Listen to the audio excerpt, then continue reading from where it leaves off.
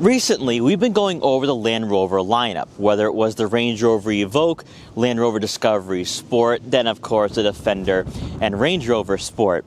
Now, we've already talked about with the Evoque and the Discovery Sport that's basically being bougie on a budget. But for about $5,000 more over a well-equipped Disco Sport, you can go with the full-size Disco. It's going to be more practical, more family-friendly, might even be a better value at around 60 grand. And in today's video, we're going to check out what the Discovery S has to offer, especially with its Turbo 4 powertrain, but also with its size, it might be a better choice for you and your family. Now, before we get in this video, I want to give a huge shout and thank you to Land Rover of Peabody in Peabody, Massachusetts for letting me come down here to check out the Discovery. Their link will be in the description below, so you can check out their extensive Land Rover inventory. So as always, let's begin with pricing. For 2025 with the Discovery S, you're looking at a starting cost of just over $60,000. Now, there are a few things that we need to take in consideration here, because within the Discovery lineup, you can go with the SE for $4,000 more.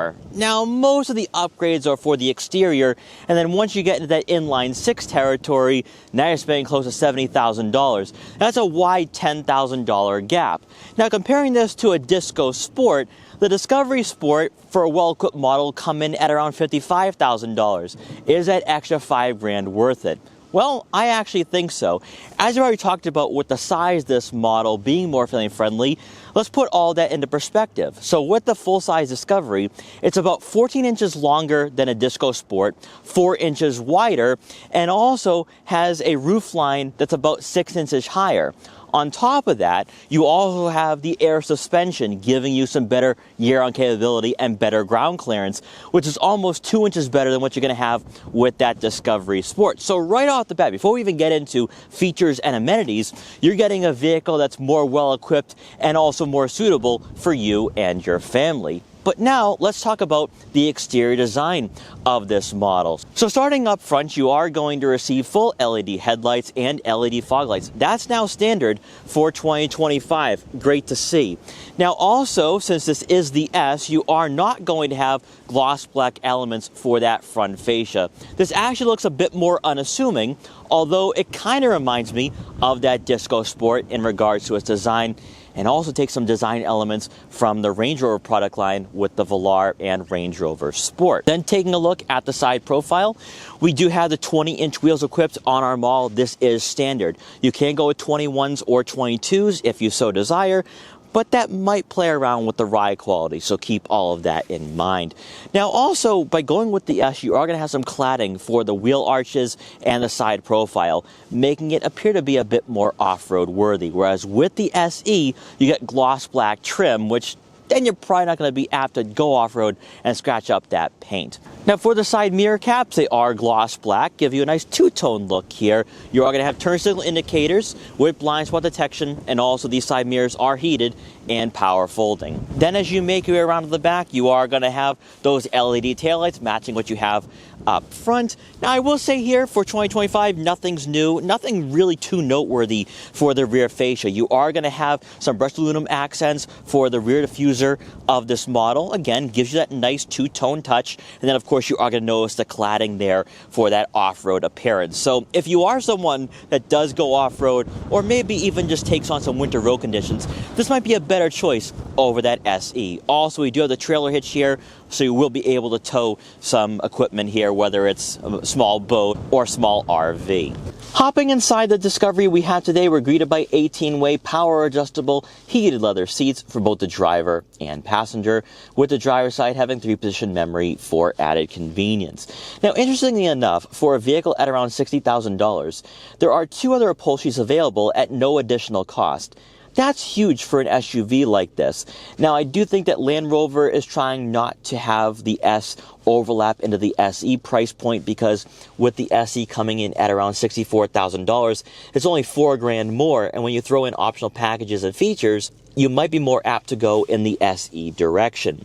Now, with these leather seats, they actually feel nice and plush, they are comfortable, and the bolstering and support is a bit surprising because with the Discovery, this isn't a sports crossover with a sports new suspension, so you are going to notice that these seats are very supportive and they do hug you. Also, when you are on those longer trips, maybe you're dropping the kids off at school or you're stuck in traffic, these seats are going to give you a lot of that comfort factor that you're looking for out of a luxury 3-row SUV. Now, in front of you with the full digital gauge cluster, this is really huge stuff here because for a niche brand, you don't typically find technology that is on par with BMW, Audi, or Mercedes-Benz, but it most certainly is. I actually think the resolution and quality is on par with the Audi's virtual cockpit and what you have with Mercedes-Benz. And because you don't have as much sun glare and you don't have any reflection with this screen, it's better than what you're going to find in the BMW X5. Now, it's also somewhat identical to what you're going to find in the Volvo XC90. Better yet, though, I love the fact that it is intuitive, it's not static, so you can customize this layout to your liking with a full map layout or 2-dial or 1-dial setup. Love to see that. A lot of manufacturers, not from Germany, tend to struggle with the intuitiveness factor for their technology, but Land Rover has you covered there if you do like having a lot of tech at your fingertips. Now, with this steering wheel, it is leather wrapped and heated, but no aggressive 10-2 or firm 9-3 grips. That's to be expected for a vehicle that isn't sports tuned. Although I love the aluminum paddle shifters. It feels really nice in the hands and it doesn't feel cheap at all. So that does go a long way. And you can rotate the gears with that 8-speed automatic transmission. Then taking a look at your Pivi Pro user interface, you have wireless Apple CarPlay and Android Auto compatibility to go along with onboard navigation, obviously. And we have the Meridian surround sound system to amplify the audio of your favorite music. Now, this screen is laid out like a tablet, so you're going to be very acclimated with the screen, I think, right off the bat. Usually for touchscreens with no dual functionality with a dial and quick access buttons, you usually find yourself spending a few minutes getting used to everything, but this should become second nature to use almost the minute you get behind the wheel. On the left side of the screen, you will have quick access icons to get your different menus efficiently, such as your navigation map, your connectivity for your smartphone, then your radio. Also, you can adjust your vehicle settings from here, and because the Discovery does have air suspension, you can adjust the ride height for off-road, normal, and access. That is one of the reasons why you're going to want to go with the full-size Discovery over the Discovery Sport. Also, from this screen, you will have a layout for all your widgets for navigation, your seats, your climate controls, cameras, Android Auto, Apple CarPlay. Then, of course, you can activate valet mode, wade sensing. So everything is all here at your fingertips. You can go through all this on your own time. I do like this layout, though. We're seeing a lot more of this now in the automotive industry since a lot of manufacturers are moving to Android-based software. And this really is a cleanly laid out head unit that is aging quite well. I think a few years ago you would say, Land Rover was falling behind. Now with everyone going to a layout like this, it almost feels like Land Rover was ahead of its time, and now they're right in line with everyone else in this segment. Also, more importantly, and I love to see this from Land Rover because the fact that this is standard does go a long way. You're going to have a plethora of camera angles to choose from, such as your front-facing camera with trajectory, rear backup camera trajectory, top view, and then a 3D view. So from here, you can see a full 360-degree view of your vehicle, giving you a lot of visibility when you are parking on city streets or in a tight garage. You can also have your off-road mode here, so that way you can see what you're going over. Most likely you're not taking this off-road, but at least it's there. And then also you have your towing trajectory, so when you are towing that small boat, you can have no issues at all. Beneath the head unit, you are going to find your dials for your dual zone climate control and heated front seats. Also, you will be able to adjust your fan speed from these dials as well. It's also from here where you will have haptic feedback buttons for your AC, front and rear defrosters, and fan direction. I love to see that in a vehicle like this because a lot of manufacturers are moving away from physical buttons and dials. So at least you have a traditional layout here with the Discovery. Beneath that, you are going to find a USB-C input and a wireless phone charging pad, along with another cubby for an additional smartphone. For the center console itself, you will find your two cup holders here with your gear selector, also your volume and tuning knob, great to see. And then you'll also have a drive mode selector, so you'll be able to scroll through eco, comfort, grass, gravel, snow, mud and ruts, sand, and then wade sensing. So you'll be able to take on any elements that you encounter on your trips or journeys. Then for the center storage compartment, you have plenty of room for smaller items and also a couple water bottles as well. So if you are on that road trip or you are taking some off-road excursions, you'll be able to have all your gear here up front with you, or just things that you might want to access immediately. Also, this center console can also be refrigerated as well, so it gives you a lot of flexibility and a lot of practicality. And to round out the front seating area, above is a dual pane sunroof, which brings in a lot of natural light to the interior. Then for passengers in the back, let's first highlight the fact that, like every other 3-row crossover in this market, these seats do slide on rails both forwards and backwards to maximize legroom for the second and third rows. And speaking of legroom, you're looking at right on 37 inches, which is right in line with the Volvo XC90 and Audi Q7 and others in this market. So you're not missing out on the interior space if you do go with the Discovery. Also, another thing too is that if you are cross-shopping this with a Discovery Sport, or a well-equipped Discovery Sport, I should say, this will be the more family-friendly option with the higher roofline, so taller passengers will not be hitting their head on the headliner. Now, I adjusted the seat all the way back, and it's somewhat on a recline, and I still have a few inches of legroom to work with here. So I do think that if you have taller passengers in the back at all times, everyone should be comfortable. Also, better yet, these seats do recline a bit by about 25 degrees, giving you more headroom, but also giving you that extra comfort as well. Also back here, you will have 2 rear air vents to go along with climate control, 2 USB-C inputs, and a 12-volt outlet. And then to round out the second row seating area, you do get a center armrest with 2 cup holders. And lastly, for the third row, apologies here, I'm not going to be getting back here today to take a look at these seats, but you have right around 33 inches of legroom, which is actually better than the Audi Q7 and Volvo XC90. So you are going to notice here that with the Discovery, it is going to be more conducive if you do have a larger family. You can definitely fit 7 people in this vehicle. I have featured the Discovery in the past, so you might want to check out that video, because I believe I did check out the third row that time. But there is plenty of room here. It's just going to be the cargo space, and let's talk about that right now. So making our way around to the back, obviously you are going to have a power liftgate. And inside, behind the third row seat, you're looking at right around 9 cubic feet of room. That would probably be the smallest in this market. Although, as we talked about before, with the third row seats, it is going to be far better than some of its closest rivals. So it's a give or take, really. Now, with the third row seats folded, you're looking at right around 45 cubic feet of room, which then falls right in line with all of its competitors. And if you're just using this vehicle as a 2-row SUV, you're gonna have plenty of room for all your gear back here. Now, there have been a couple of boxes back here that I had to move around, but I was able to fit all my camera gear today with no issues. 3 bags of camera gear, a gimbal box, and a tripod, and then on top of all the accessories that comes equipped with this Discovery. And there's still more room to stack on even more items as well. And then finally, with the second row seats folded, you're looking at right around 74 cubic feet of room.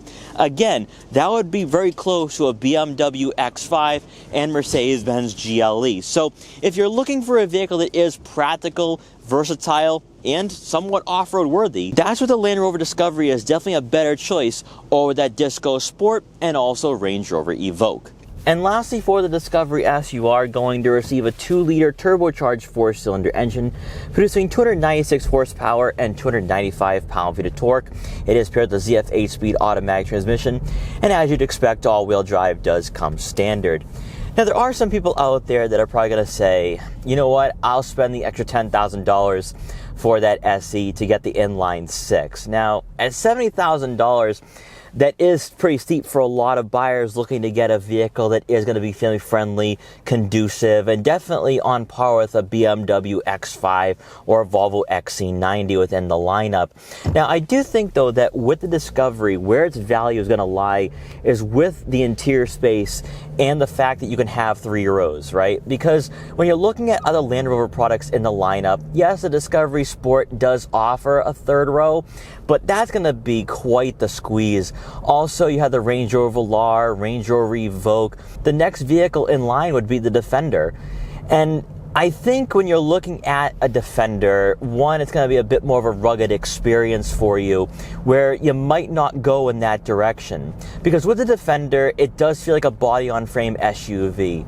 Whereas a Discovery, one, it's built on a unibody chassis, but it's also built on Land Rover Jaguar's D7 platform, which the Discovery Sport is not.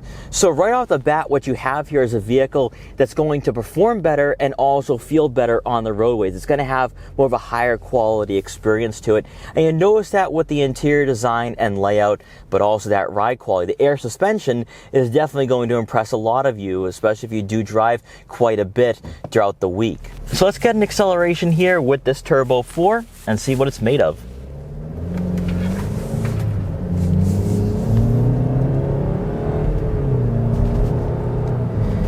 Now with this powertrain, you're looking at a 0 to 60 time of around 7 seconds, so not the quickest in its segment. That's kind of where you're going to want to go with the inline 6 at around 6.5 seconds. But honestly, you know, for a daily driver, for a family vehicle wearing the Land Rover badge, this really isn't too bad at all. Also, if you're looking for a sportier experience, I'd probably say go with a Defender or maybe a Range Rover Velar if you don't need that third row and all you're looking for is a larger SUV from Land Rover. But at highway speeds at around 55 miles an hour, ride quality is pretty good. The 20-inch wheels would be the optimal choice, even though for a vehicle in this market over $60,000, tire size doesn't play a huge role, especially with a vehicle that has a air suspension, and then also for a vehicle with the refinement and quality that you have here with this platform and chassis. So you can go with the 22s to get an upscale appearance to the exterior of this model, but I think the 20s are more than adequate. Now, one thing that is surprising today is that we have a lot of wind today. I mean, wind chills are in the single digits. It's been a bit brutal trying to film these videos today, but with the Discovery, the interior insulation is pretty good. I mean, this is on par with other vehicles I've featured in this market. Also, this Turbo 4 doesn't make a lot of noise, so it's not too audible. I think a lot of you are going to like what this SUV is offering. Another thing to keep in mind here too with the Discovery is that this is a bit more of a status symbol compared to a Disco Sport. While the Disco Sport, great vehicle under $55,000 to start, I think a lot of you are going to want to go in this direction. I mean, let's be real here. Also, with its demeanor and on-road characteristics, I really don't like journalists trying to compare this to a BMW X5 or a Porsche Cayenne. That's just going way too far. Those vehicles are designed to be sports crossovers, sports SUVs. I think the real competitor here to the Defender will be the Volvo XC90, Genesis GV80, and possibly an Audi Q7, especially on the lower end. And as a luxury crossover, this fills this role quite well, where you're not really feeling a lot of the bumps and imperfections that's helped out with the suspension, but also this is tuned to be a luxury crossover above everything else, although you can theoretically take it off-road. I'm not one to buy into that, though. I'm really not. I think that if you are someone looking for an off-road experience, you'd probably go with that Defender. Also, doubling down on the fact that this isn't a sports SUV is that steering and handling is rather light, so there's not a lot of feedback with the cornering and you don't feel the stiffness or rigidity to the platform and chassis. This is solely a luxury crossover for you and your family.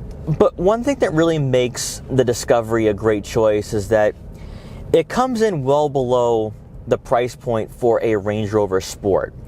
And with the Range Rover Sport, yes, you're getting a vehicle that's far more luxurious, far more upscale, and the performance is great with the inline 6, but you're spending about $20,000 more on the low end, and with the Range Rover Sport, you can go as high as $100,000, if not more, before you even get into the Edition 1 and Edition 2. As a vehicle that's kind of in the middle of the pack within the lineup, this kind of gives you some attributes that you would find in that Range Rover Sport, but you're not breaking the bank to receive them.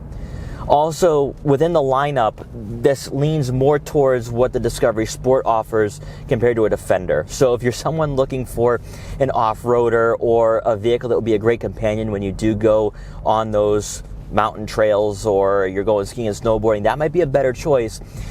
But this vehicle does exhibit some off-road characteristics with close to 10 inches of ground clearance, and the air suspension, also the off-road modes, makes it a vehicle that can definitely take on some elements, whereas a Discovery Sport, probably not. But to wrap up, the Discovery really truly does feel like a real Land Rover product. If you're someone who is experiencing the lineup, you've driven the Evoque, you've driven the Disco Sport, and you're ready to upsize, this definitely has that SUV feel. I mean, the seat positioning, you sit really high up here, you feel that immediately, and it gives you a nice commanding feel and presence over the roadways, where when you're behind the wheel of the Disco Sport, you know, it definitely demonstrates that it's a smaller SUV. I mean, not only in regards to size, but just the seat positioning too. You don't have that SUV feel with it. It kind of feels like every other compact crossover you would compare it to. Whereas this is something I think a lot of you are definitely going to enjoy and like. So guys, I hope you enjoyed this quick review for the 2025 Land Rover Discovery S. If you did, please like, comment, share, and subscribe for more, and I'll see you guys next time.